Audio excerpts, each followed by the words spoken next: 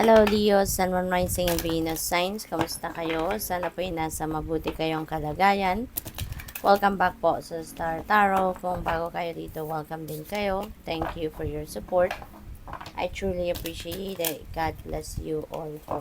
Tingnan natin ang mga messages po ni Leo. We have Two of Summer. Wow, napakaganda, no? Napaka-cute. Kasi ano din ito, napakagandang partnership, no? Ang maaaring dumating sa inyo rito, and this is linked, no, sa love and romantic relationship. So, kung single pa kayo, pwedeng meron ditong manliligaw, pwedeng meron ditong magpaparinig, no, tawag dito, magpapalipad hangin sa inyo, yung ganun. Pwede rin na someone might ask you out on a date, pwedeng ganun din ang ganap dyan.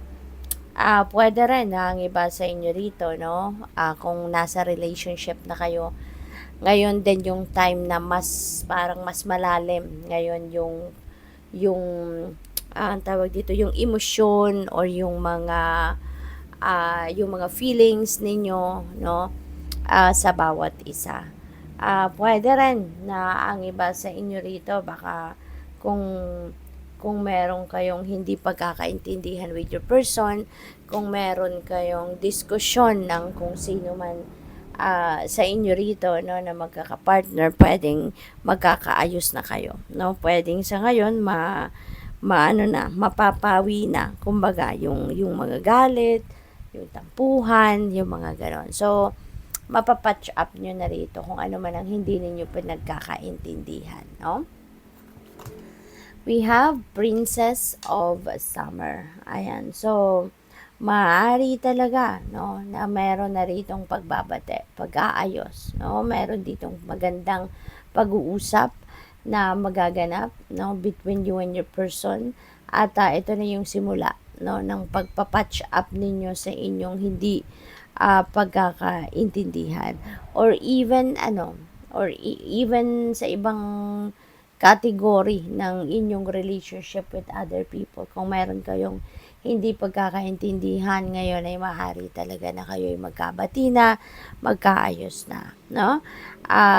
Probably then, baka merong mga information, merong mga imbitasyon, merong mga balita na pwede kayong matanggap sa ngayon, no? And maaring yan ay related pa rin sa relationships, maaring yan ay related sa mga okasyon, no, na pwedeng maimbitahan kayo, no, mga kasiyahan, mga ganon, na pwedeng related din, no, sa magkakarelasyon, no. Pwedeng may imbitasyon sa inyo ang isang mag-asawa, or baka mayroong imbitasyon dito ng mayroong magpapakasal, no, may engagement party, no. So maybe mga ganun, no, ang sitwasyon dito. Ten of Summer, napakaganda, no, napakaganda naman ito kasi this is happy family. This is domestic happiness, domestic bliss, kasi masaya ang bawat isa sa pamilya. So parang love, is around you talaga sa ngayon. Things are going to be in great shape talaga, lalo na pagdating sa mga samahan, pagdating sa mga relationship, yung gano'n, no? This is a time talaga na you're going to express your love and appreciation for the family, for your loved ones, no? Kaya, and even sa mga kaibigan, siguro mas ngayon, mas magpapakita kayo ngayon ng appreciation sa kanila, mas magpapakita kayo ngayon ng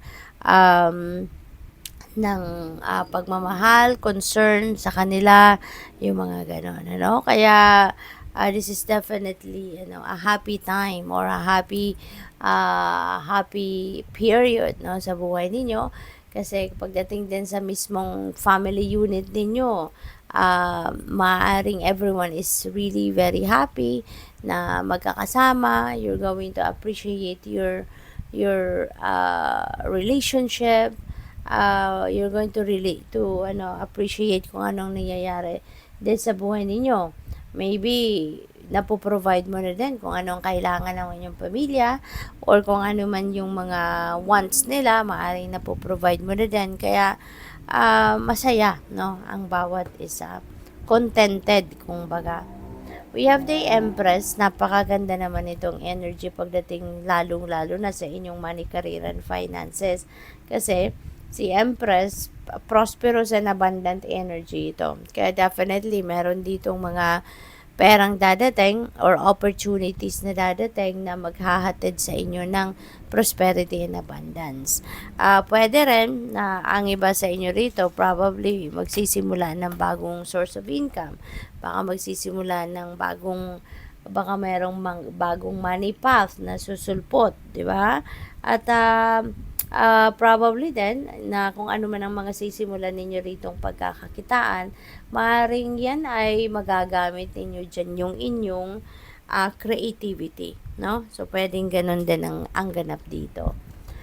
What else? We have Ace of Spring. This is another new beginning, no? So, meron kayong sisimulang bagong ganap at merong opportunity dito na nadadating na maaaring magagawa mo na rito sa magiging trabaho ninyo or career ninyo, kung ano man yung passion ninyo. Whatever it is that you really loved doing, maaaring ngayon magkakaroon kayo ng pagkakataon para magawa yon, no? Kaya may rito, may travel din dito na involve, bagong career, bagong trabaho, no? Maaaring yun ang mga mangyayari rito. So, what else? We have 5 of Autumn. Ayan. So, ang iba sa inyo dito na negative thinking, ano? So, napakagaganda ng 5 cards na to. Tapos, meron tayong 5 of Autumn. So, wag ninyong hayaan, ano, na mamayani ito sa ninyo, sa buhay ninyo. Ano man ang pumapasok na maaring negative thoughts, no? Or negative feelings and emotions, no? Sa isip ninyo, tanggalin nyo agad or wag na ninyong i-entertain. Wag ninyong hayaan, no, na makapasok yan sa energy field ninyo, no, yung mga negativity na yan, kasi that can sabotage all of this magagandang sitwasyon. So, transmute them into something positive. Transmute them into a positive feeling, positive thoughts, kasi that can block, no? That can block the energy of this beautiful ones na nandiyan din sa paligid ninyo. Okay? Huwag kayong mag-alala, no? Kasi unang-una, wala kayong dapat na ipag-alala, wala tayong dapat na ikatakot, 'di ba? Magtiwala lang kayo, no? And always hope for the best possible outcome sa mga ginagawa ninyo. At yun ang mangyayari. Yun ang magmamanifest. Kaya, wag kayong mag-overthink. Iwasan na mag-overthink, no? Or mag-overanalyze ng mga bagay-bagay. Kasi that will just attract negativity sa inyo. Kaya, lagi lang positive mindset dapat. So, good luck. Thank you for watching Love and Light. Namaste.